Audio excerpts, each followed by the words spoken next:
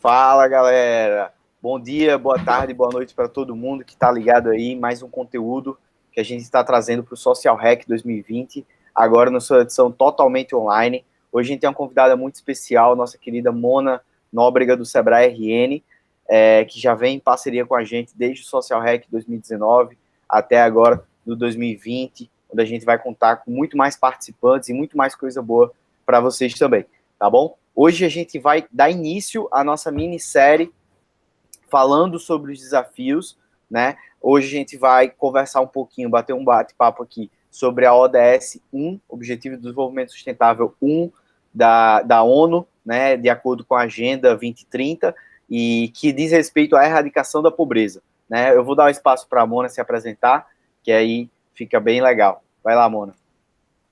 Olá, tudo bom, pessoal? Meu nome é Mona Paula, eu sou gestora de projetos do Sebrae Rio Grande do Norte, atuo com negócios de impacto social e empreendedorismo social.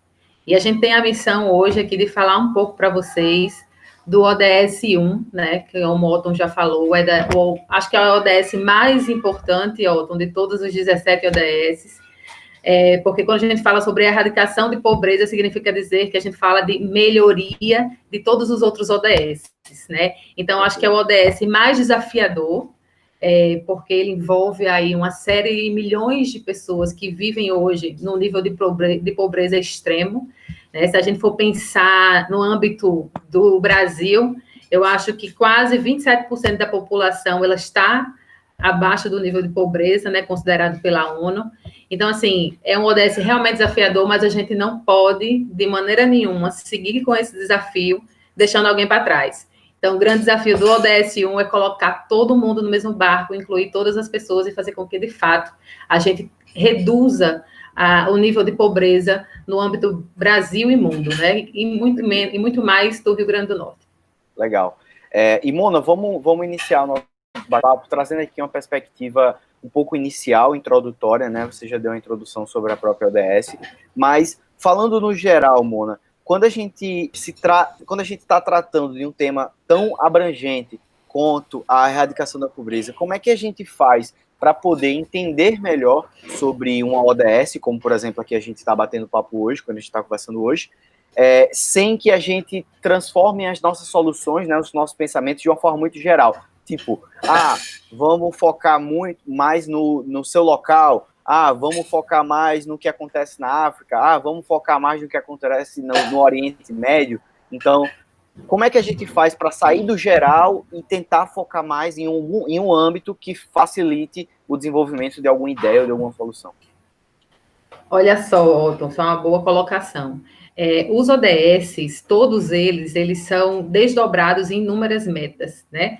E todas essas metas, se a gente for olhar, analisar cada uma delas, elas nos mostram um problema a ser resolvido, ou, para um bom empreendedor social, uma boa oportunidade de negócio também, né? Uhum. E o ODS 1, se a gente for analisar a questão da pobreza em níveis mais locais, né, trazendo para o Brasil, trazendo mais para o estado do Nordeste, porque quando a gente fala de pobreza, a gente também fala muito de regionalidade. Existem regiões do Brasil que são mais pobres, e a região Nordeste é uma dessas. Ou seja, 44% da população do Nordeste vive na linha da pobreza. E se a gente for analisar isso a nível do Rio Grande do Norte, né, e é bom a gente pensar também em resolução de problemas locais, quase 30% da população vive com menos de $5 por dia, que é a base considerada aí pela ONU para esse nível de pobreza, né? Uhum. E aí esse objetivo se desdobra em vários outros, e quando a gente olha esse desdobramento dessas metas, é que a gente, de fato, tem algumas oportunidades de trabalhar. Por exemplo, a meta 1, o desdobramento 1 desse Objetivo de Desenvolvimento Sustentável, ele pede para a gente incluir homens, mulheres e crianças em todas as suas dimensões, num nível de produtividade, ou seja, fazer com que essas pessoas elas tenham acesso a algum tipo de atividade que possa retirar elas dessa situação de miséria, de pobreza. Até porque a questão da pobreza, ela é um ciclo vicioso. Às vezes passa de geração em geração, né? É difícil quebrar esse ciclo e fazer com que essa pessoa que nasceu dentro de uma unidade familiar muito pobre consiga sair daí. Então, o que é que a gente pede para os nossos jovens? Né? Que eles possam pensar soluções para fazer com que essa pessoa saia de um ciclo de pobreza.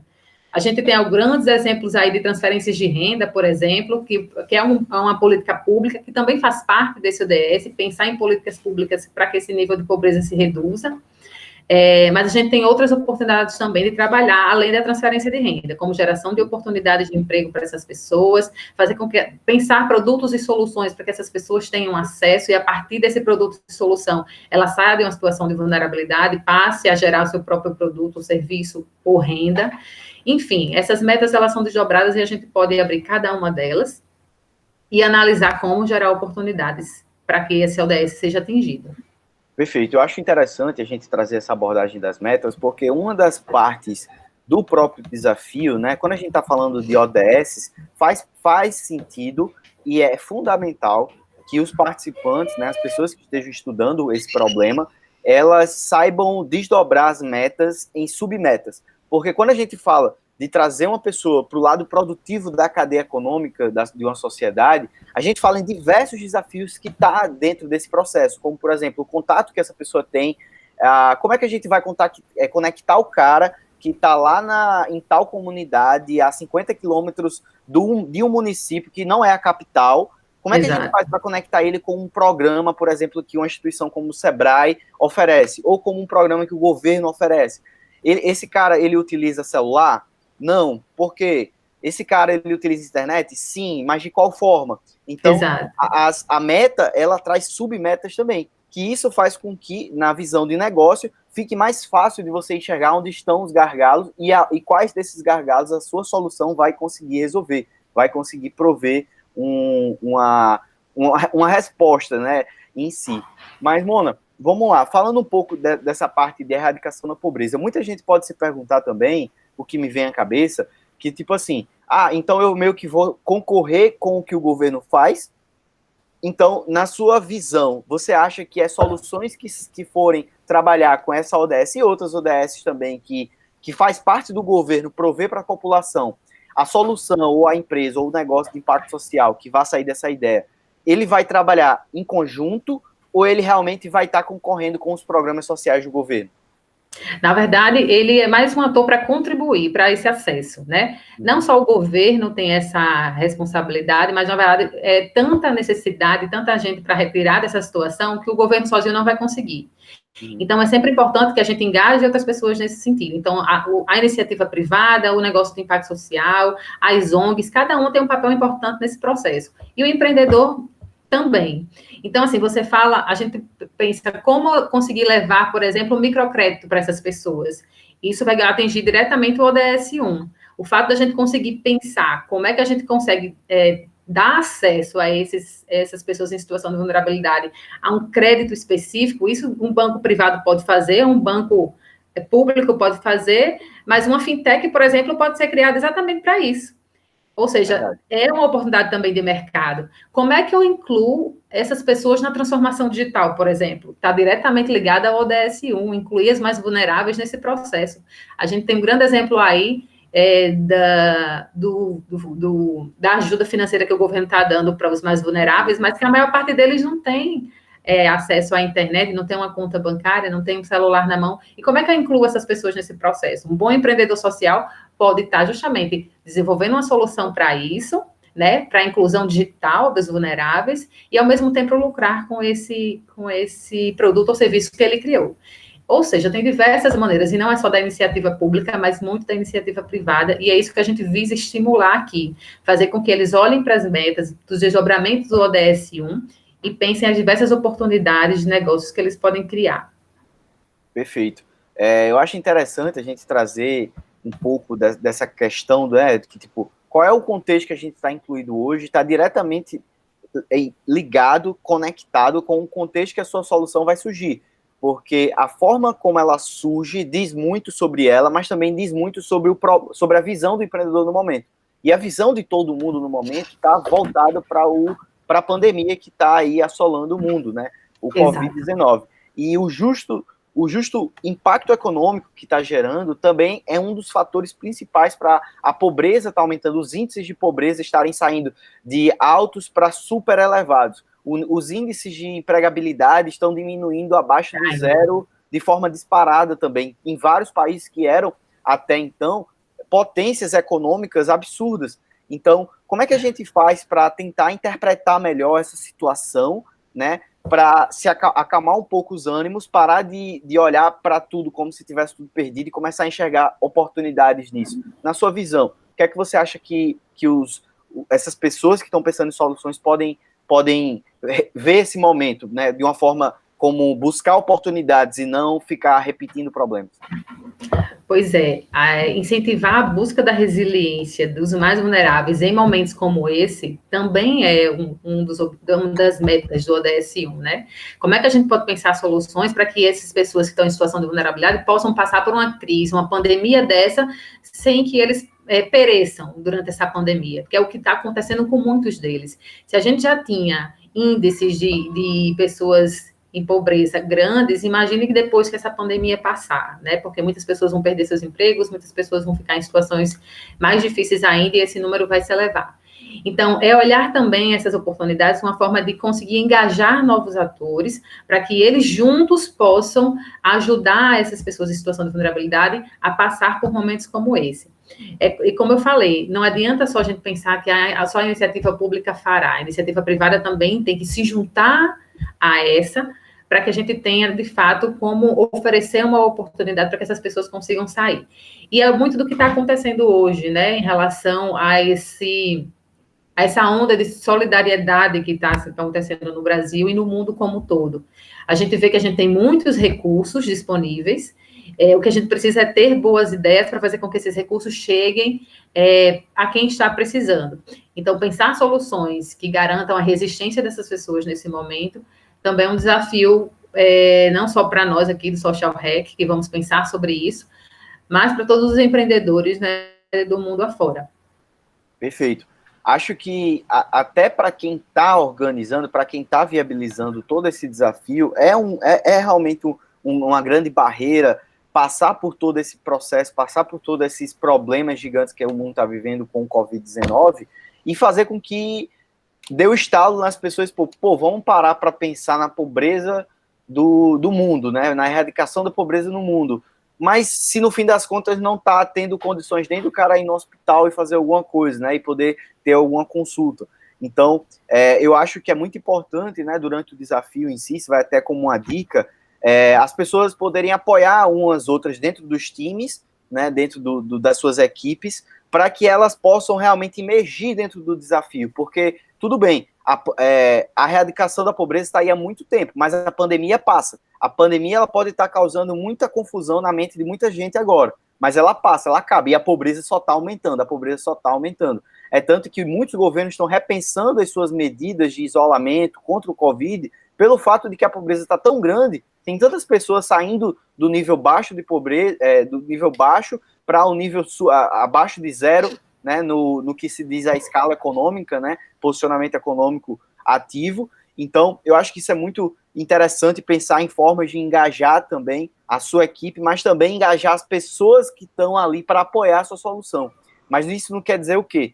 Isso não quer dizer que você tem que ir para uma comunidade para fazer uma validação da sua ideia. Isso quer dizer também que você pode usar meios já existentes online para poder chegar nessas pessoas, né? E aí, Mona, eu queria perguntar a você também, se você consegue ver alguma possibilidade, por exemplo, eu estou falando de pessoas que o meu público-alvo da minha solução está numa favela, está numa comunidade, que eu não tenho como ir lá, eu não tenho como ter acesso físico por diversas questões de isolamento que todo mundo tem que seguir, mas também por questões de capacidade mesmo. Minha equipe cada um está no estado. Como é que eu posso fazer isso online?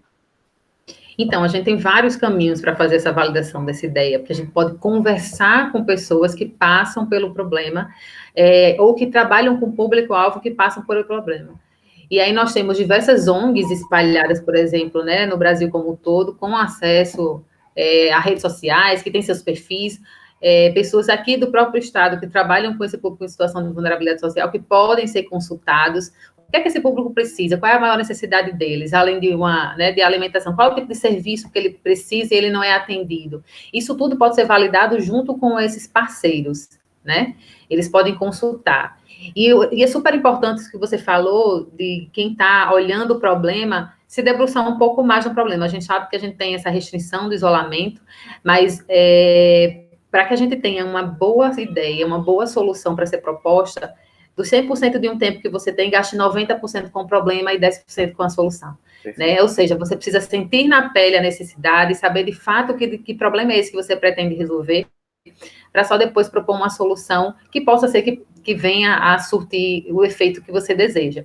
Mas pensar em que atores pode falar é muito importante. Nos perguntar também que parceiros estão no Social Hack, que a gente tem várias ONGs como parceiro e vários consultores que podem ajudar também na resolução dessa validação. E uma grande dica aí também para quem trabalhar com esse ODS 1 é pensar nessa transferência de renda. Como é que a gente tira de um lugar que a gente tem abundância de renda para um lugar que a gente tem escassez de renda? E faça com que as pessoas vivam com o que é essencial para todo mundo. Porque se a gente for pensar nesse modelo capitalista de escassez, querendo ou não porque cada um quer pegar o seu e deixar, né? Cada um se vira, mas eu vou aqui garantir o meu. A gente mudar esse olhar para esse sistema de abundância, mas pensar no meio, né? Entre os dois extremos. Como é que eu garanto para as pessoas a necessidade delas para que todo mundo tenha esse mesmo acesso? Né? Então, vamos pensar aí onde é que está essa abundância de renda, onde é que está essa abundância de produtividade e pensar para levar isso para onde não tem. Então, tem diversas formas de trabalhar com o ODS 1. São muitos desafios, sim. Olhar o desdobramento das metas é importante. Falar com quem passa pelo problema é mais importante ainda, para que, de fato, uma boa solução surja. Eu digo logo que quem vai atuar com o ODS 1 tem um grande desafio pela frente, mas também tem a oportunidade de gerar grandes ideias. Então, não desistam do ODS 1, ele é super importante. E ele influencia nos outros 16 ODS que estão previstos na Agenda 2030. Não, exatamente. E outra coisa bem legal é que, apesar da gente ter dado foco a ODS 1, 2, 8, 10 e 13, mas não impede que o participante do Social Hack, ele possa criar uma solução que atenda ou até todas as ODS, ou eu posso atender a ODS 1 com a ODS 10, por exemplo, né? Então, por exemplo, eu posso trabalhar com uma solução que atenda o problema da erradicação da pobreza, mas, ao mesmo tempo, com um trabalho decente de crescimento econômico, que está totalmente ligado, né? Como trazer o cara de uma situação de vulnerabilidade social para uma posição economicamente ativa. Isso faz parte de ter um trabalho decente, porque se ele está economicamente ativo, ele tem uma maior chance de ter um trabalho decente, com carteira assinada, com boas condições salubres de trabalho, sem contar que cresce economicamente porque ele está ali gerando renda, fazendo a economia girar.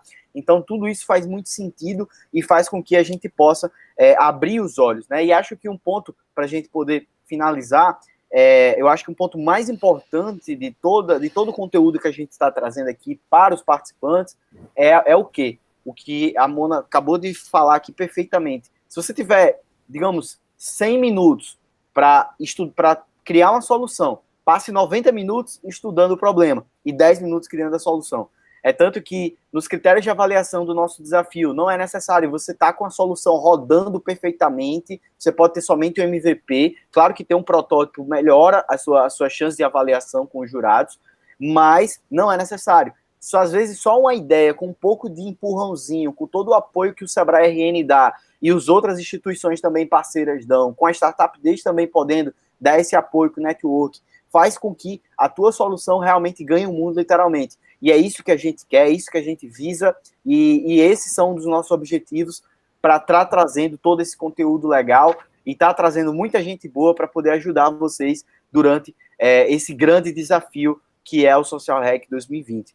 Então, para finalizar, acho que a gente fez um belo briefing aqui, né? Lembrando que em breve a gente vai estar fazendo uma live de warm-up, a gente vai ter uma live também de warm-up sobre negócio de impacto social, com um investidor da área, com Pedro Paulo Lins.